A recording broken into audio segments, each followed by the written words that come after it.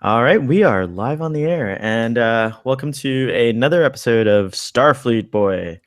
This is an episode that is very interesting. It's called the Royale. You're very HD, I have to tell you. It's full Oh, colors. is there something different? Wow. Wow. Look, my bed's made. No, but your colors are just like you're like in Technicolor. It's amazing. Well, Wow. Starfleet Boy did Did recently get you an upgrade to the video system here. did you run a level 2 diagnostics We and ran a level 2 diagnostic. Also, it could be that the light is different now in at Starfleet headquarters. I don't know if you remember, there used to be this intense yeah. beam of light but the world has changed because of the autumn. The So this Earth. is the autumn colors. Yeah, I think so. Like the fall colors, the Earth. Wow. The Earth like kind of does this. Well, it You doesn't look really. good in the autumn, let me tell you. This is an interesting thing here. The red is just like I am Musaka. Remember that? Can't wait to get to that episode. Okay. Do you want to do the summary, or shall I do the summary for the Royale? I'll do the summary, but it's gonna be very, very short. Okay, I want to hear it. Enterprise arrives at a mysterious planet. Data, Riker, and Worf beam down.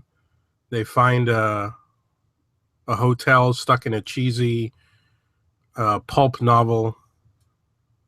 They walk around for about a half hour, and then they get out. That's the end of the story. It was more than a half. Was it a half hour? I feel like it was more. 40 minutes. Okay, I'm gonna give a slightly. It's half an hour when you take away the commercials. Oh, and they find a dead body. A guy who was so bored by the episode that he died during the episode. This is. I can already tell this is gonna be a quick one. I'm gonna give a quick augmentation to your summary. So. Augmentation. The summary augmentation. So they figure out about the planet because they beam aboard some wreckage and it says USA on the wreckage. Remember that? Dun, dun, dun. Dun, dun, dun. And so basically what they find out is that early humans, like maybe Elon Musk, Or Buck Rogers. or Buck Rogers will send out a failed Buck Rogers send out a mission to the stars, to deeper space, and unfortunately they get attacked, or not even attacked, rather unintentionally. They encounter an alien life form which kills most of the crew save one, and out of pity they create this like really horrifying cheesy casino royale, the Royale. It's actually Casino Royale. It's an homage probably to to James Bond in a weird way. No. I've read Casino Royale. It is not. Yeah, you're right. No, this is definitely not it. I was just grasping at straws. Grasping at straws. Trying to, Anyways, yes, go ahead. which I'm off. That's fun. I have to do it. It's fun. It's fun to watch you do that.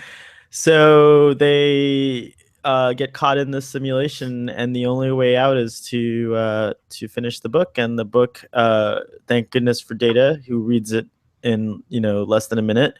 In the book, the foreign investors buy out the Hotel Royale, and so Data and the crew gamble. Basically, it's just a fun time gambling, and Data wins the house, literally, and the crew is safe to go back home.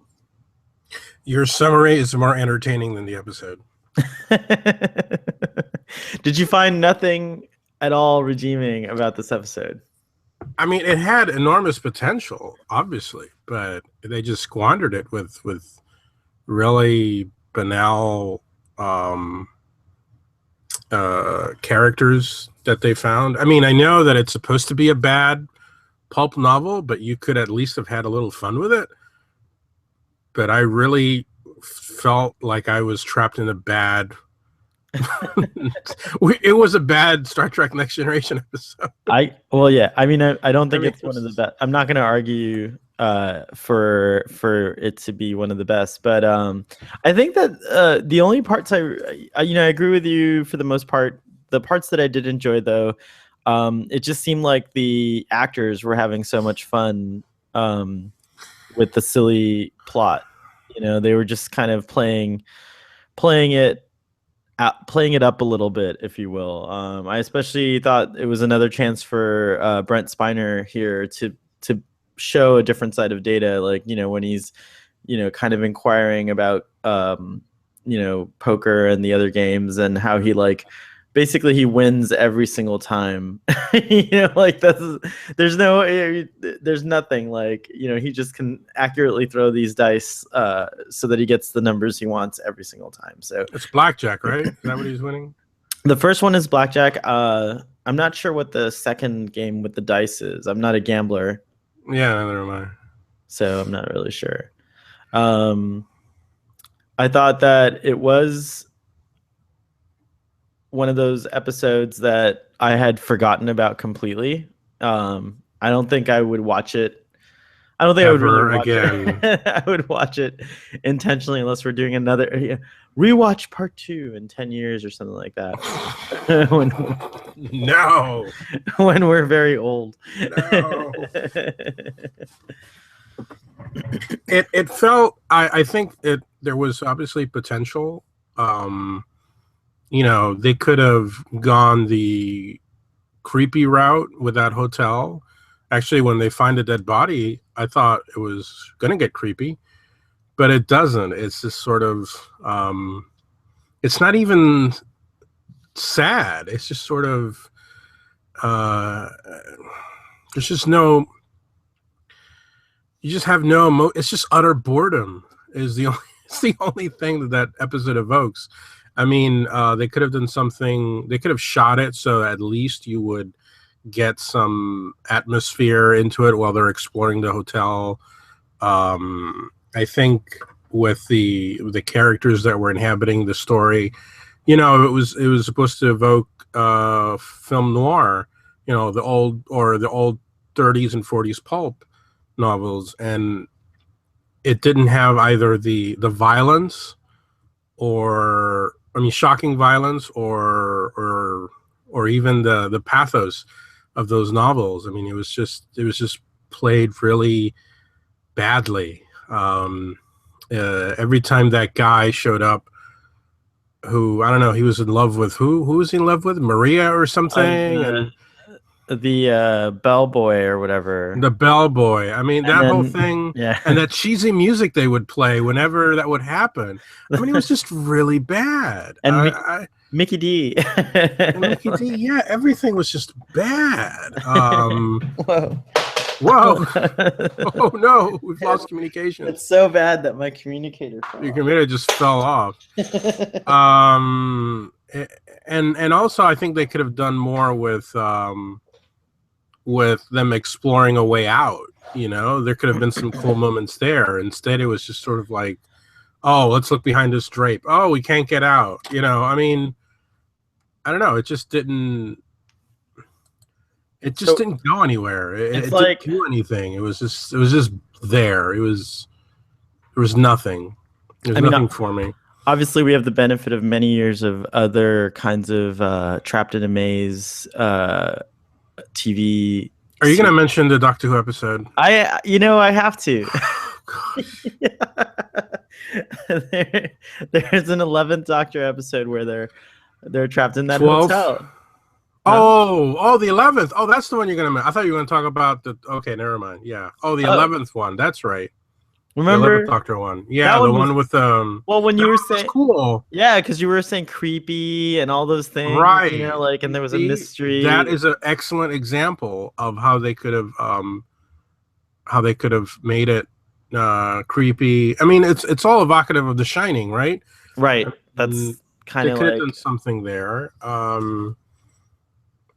I don't know. It just even the way it was shot, like when the guy was handing everybody the keys, and you would have these reaction shots from Worf and Riker and Data slowly as the keys are being handed out, and I'm like, I don't care.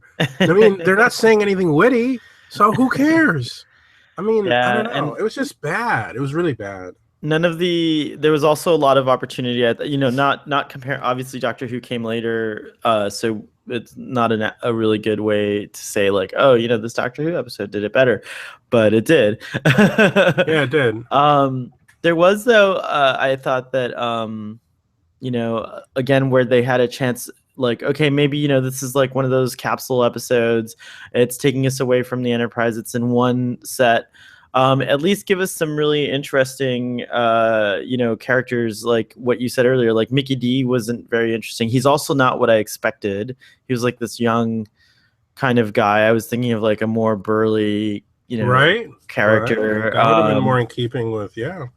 The concierge was just, he was good at being really mean and kind of to the point, and somewhat, infuriating, but that's about all. Like there was no real depth to any of them. And then the very cliched sort of, Texan character. This Oh, man. And what's weird is this is another time we see this character come up, which is very odd because you remember the actual people that were at the end of season Yeah. one, and there was a Texan Jerry type. Reed. Yeah, okay. Smoking the Bandit, yeah. So it was like, so we had another character like that, and he just wasn't very interesting. I thought that there was a lot of opportunities, like to at least kind of give us something there, and none of the characters really were interesting at all. No, not at Yeah, all. yeah. Oh my gosh, we really have nothing else to talk about this episode. Yeah, I'm looking at once again The good old companion. the good old companion. What does it have to and say? It has to say that well, it was supposed to be surreal, but it just came out as unfocused. Who wrote the companion? Is it a third party? Well, actually, the name of the writer Keith Mills is a pseudonym for Tracy Torme, who reportedly removed his name from the script after Maurice Hurley objected to its surrealism, comedy, and subtle satire. Oh. Hurley later said he thought it too derivative of the copycat aliens in the original Trek episodes, A Piece of the Action. Okay. Interesting. Yeah,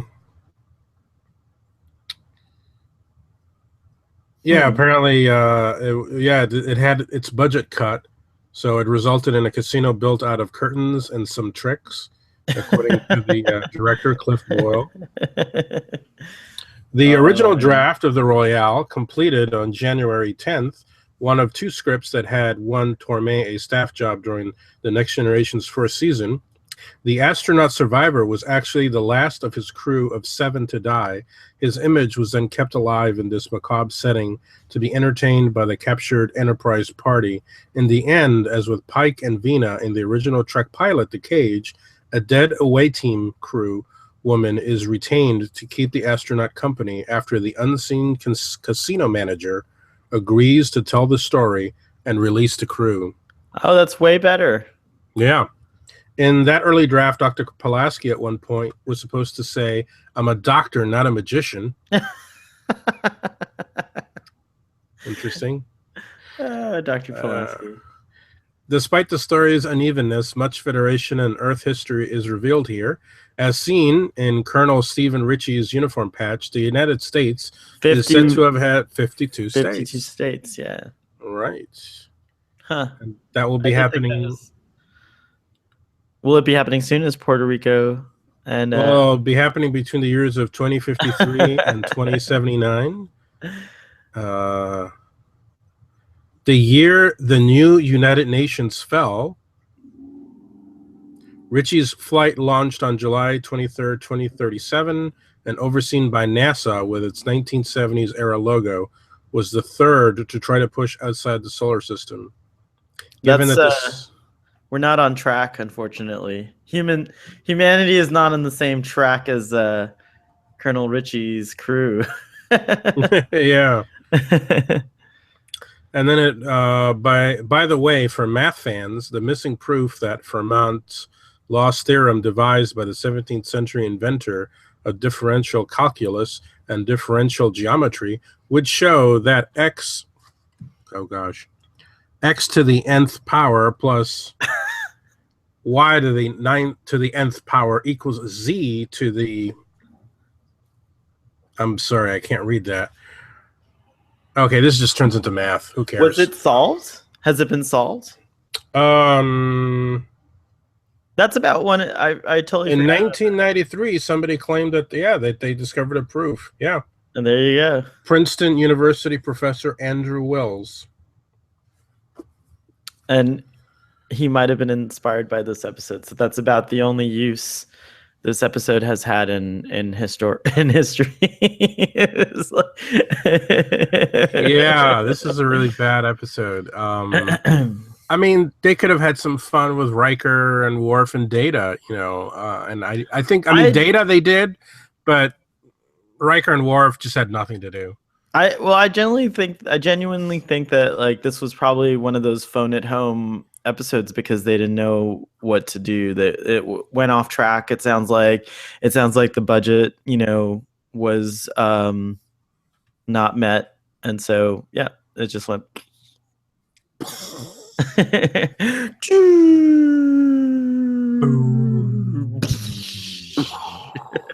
Well, that was a little too. I shook my mic up there. Well, I guess we could talk about some Star Trek related information. I don't know if you saw the news, but Star Trek Discovery has been pushed back to May. As per your prediction. As per my prediction, yeah, it's true. That's right, and I think Worf was here to witness that first time around. I didn't predict it would be pushed back to May. I just couldn't understand the timing just didn't seem right. It was like, oh, you're gonna have a full, even a first episode of a Star Trek series, especially with the expectations that audiences have today, filmed, special effects done, all that stuff by sometime in January. Yeah, it just didn't seem right. It didn't seem right at all. Yeah, you were right. You were right. Because Nicholas Mayer and Brian Fuller. You were right. Tell your sister. You were right. Because of the involvement of Nicholas Mayer and Brian Fuller, I have a lot of patience, but I have to say it is a little strange and somewhat of an alarming situation that, I don't know. Is this how shows are made nowadays? Is it like totally, is this a response to the sort of amazing content that's coming out of YouTube by fans, or what's going on? Like, were they testing the waters with the teaser and it didn't get a great response? Like, what are your theories, Doctor? I think that we're living in an age where release dates are sort of thrown out before you even have a script, or you even have a budget in some cases. I was just reading something similar happened to one of the Bond movies, and it's just one of the Daniel Craig, the new ones. Yeah, one of the Daniel Craig ones, and it was just like, you have a date, you got to meet that date. Although in Star Trek's case, it's nothing new. Star Trek 1 had the same issue. And Star Trek 6, as you told us. And Star Trek 6 had the same issues as well. So, I mean, what can you say? I'm still sort of the mind. I don't understand why we're indulging in this obsession with vintage Star Trek and this recreating vintage Star Trek. I think we should go forward. Yeah, we had this long on our 50th anniversary episode, and I think maybe we did talk about the delay now that I remember. How many people have watched that, by the way? I'm curious. Quite a few. It was like really? Nice. I mean, not on the YouTube. Really? Not on the YouTube? No, but on the podcast. On the podcast? Okay. Yeah, we got I think it was close to 70 downloads, so that was really nice. A moment to just say thank you to everyone who listens or partially listens. We're not sure if you listen all the way through, but if you've made it this far, we really appreciate it. And of course, we always invite people to join us and be part of the crew. Yeah, absolutely. Which not going to give you details at the moment, but some exciting news came down the communications channels. So Mm-hmm. stay tuned for that, and we might have a new person joining us very soon as well. This Our crew is growing. Yay! It's very nice. Also, Um, a little plug for Drunk Space Nine.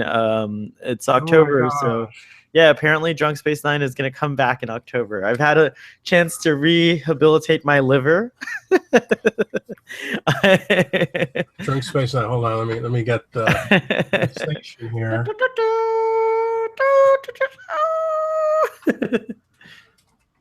Oh gosh, the Enterprise is stuck in Deep Space Nine. Hold on. Tarok Nor and it's tangled. Which Enterprise? Hold on. Ta-ta-ta-ta. What is that stand? Hold on a second. You gotta say something. Oh, this is the stand it came with. It's actually supposed to light up. Here, let me get Worf out of the way. Um, Oh, that's a cool view. yeah, and actually, it's missing ops. I got it Oh at a yeah. I got it at a garage sale, so it's missing ops, but it's okay. I've got this cool stand, and it's pretty cool. Was it like ops removable? Like, does it explode or something? Like when you attack it? No, when you purchased it originally, there are certain pieces that you had to put together, Oh, and that was one of them. is this a Northern Lights model? This is a toy from Playmates from the Oh, '90s. This is limited to gosh, I used to know the number. It was limited to like I don't know 3,000 or something. did it? Wow, that's a very limited run for Playmates. Did do ships dock on it? Because it looks like it has. Yes, very good eye. I can put Yeah. the Enterprise right there. Do you have I think it like? did come the. I think it did come with the Enterprise, but Oh wow. it wasn't in the box. Like I said, this is at a garage sale, and it was I want to say it was $10. Amazing. Yeah, Originally, yeah, it it's must pretty have been cool. like 20 or something or 30. Oh yeah, absolutely. Yeah, and I never saw it in stores. I was working at Toys R Us at the time, and I never saw Deep Space Well, Nine. I mean, with that kind of a limited run, I can imagine only like major markets got them, or like, well, Miami's not a minor market, so who knows? Yeah, I don't know, but I never saw it. But Deep Space Nine had very limited toys, and so I'll be more than happy to join you guys if I'm awake for Excellent. I think we're gonna try to an do some episode. more. Goldu Scott is reworking it a little bit. I think we're gonna do more daytime type episodes. So I think that the opportunity will be there. Doctor, I Sounds think good. we should wrap this one up so we can move on to a little slightly more interesting episode that Oh we're going to yes. talk about. So I'm going to go ahead and give my rating first. Oh, Worf died. Sorry. he's very unhappy Yes, he is. with the results. My rating for this episode will be a 2.5. I give it a 1. Oh wow. There you have it. See, not Starfleet Is Boy this the doesn't. lowest you've ever given an episode? I can't. I think it is with me. My ratings are very in the moment, as you know. But your Uh, moments last for a really long time. I would say that yeah, I think this is one of the lowest rated. I'm trying to remember. Yeah. I usually mentally block out the bad ones, so it's hard to, I have Did you that. remember this episode?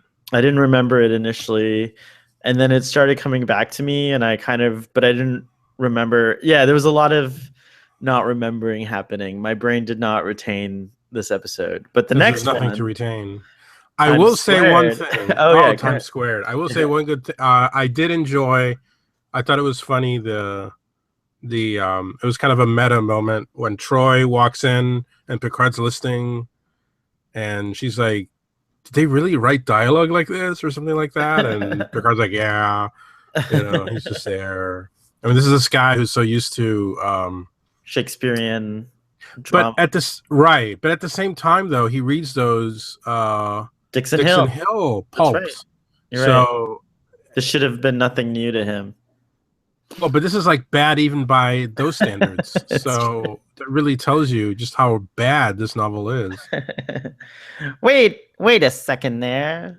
Yeah, That's I mean, all. if he can't even enjoy it, and he likes that stuff, that means this novel is just terrible. So nobody read the Royale. Definitely don't take that book with you on a space mission. And actually, No, lesson learned from this episode is do not take bad books with you on space flights because you may be stuck in them for the rest of your life. exactly. There we go. I will, if I ever go to space, I think I'll definitely take a Doctor Who novel, a Star Trek Vendetta. I'll take Star Trek Vendetta. That I novel's love my great. little Kobo. Oh yeah, make sure you delete all the bad books from there. Yes. Oh, by the way, did you see From Hell's Heart, the new book that came out this week? No. It has an interesting plot. Well, the reason I mentioned this is because we just recently spoke about Star Trek 3. And by the way, when I say it came out this week, it's actually weeks ago because as That you was know, when we. we recorded this when that happened, but now Right. it's no longer Timey new. wimey. Timey Yeah. wimey, wibbly Lovely, wobbly. lovely. Anyways, it's Cruz's family. You know, his house goes into um chaos after his death, and Really? yeah, and Korg, who's his son, and I could have sworn Star Trek 5 Klingon guy was Korg, but I'm not 100% sure. His son Korg plots a revenge, and it doesn't play out until the events of Star Trek: The Next Generation. And so the cover for the novel is pretty interesting because it's got the Enterprise 1701 racing toward the screen, and the E like flying past it behind it. Really? Yeah, I don't And this think. is in stores right now? Yeah, it just came out this week. Here, Wow. if you can talk about something to distract our audience, I'll pull up the image so you can see That's it. cool. I'm actually currently reading, I don't know how recent this is. I'm reading Cast No Shadow, which is a novel which has Lieutenant Valaris 7 years after the events of Star Trek 6. Oh, And there's an incident once again in the Klingon Empire, and Sulu and the Excelsior are sent to investigate along with Valaris has been in prison for all this time. Spock helps get her out, and they go to the neutral zone, and it reads pretty well.